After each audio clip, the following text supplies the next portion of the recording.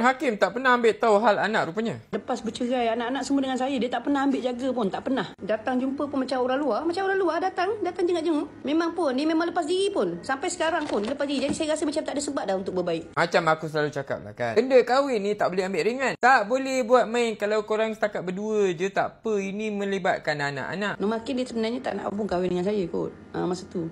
Sebab masa tu dia frust dengan orang lain. Tiba-tiba dia terkahwin dengan saya. Terkahwin pula. Lepas tu pula barang jadi. Saya kahwin dengan dia 6-7 tahun je. Tapi 3 anak kan. Barang jadi. Ayah dia tak kisah apa dia buat. Ayah dia tak marah. Pernah pun marah Marisa tu. Tak pernah. Selepas bercerai, anak-anak semua dengan saya. Dia tak pernah ambil jaga pun. Tak pernah. Datang jumpa pun macam orang luar. Macam orang luar datang jenguk-jenguk. Memang pun. Dia memang lepas diri pun. Sampai sekarang pun lepas diri. Jadi saya rasa macam tak ada sebab dah untuk berbaik. Tak apalah kalau kau tengok kita orang macam gangster macam tak berbaik dah sekarang tu. Tak apalah. Sebab saya rasa macam tak ada keperluan.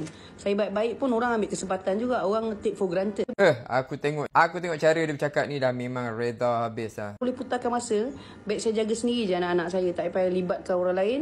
Tak payah bagi dia pilihan kedua. Saya marah, dia pergi lari sana. Saya patutnya benda-benda tu lagi senang kalau dengan saya je. So kalau kita marah, budak dah kecil, dia tak lari tempat lain. Yang belah sana dia tak kisah pun. Dia tak peduli pun sebab bukan anak dia. Jangan samakan dengan saya sebab itu bukan anak dia. Dia tak peduli pun. Lagi berlaku kejadian-kejadian yang korang tak tahu lagi ada. Tapi saya tak nak cerita lah. Kan saya cerita kata saya jahat pula. Dia berbeza lah dengan perempuan yang sedang meroyan ke yang tengah nak drama untuk attention ke. Memang kalau kena marah dia lari lah. Dia suruh bapak dia ambil, dia lari. Contoh macam tu. Jadi kalau siapa-siapa ambil pengajaran dekat sini. Yes, pengajaran untuk kita semua.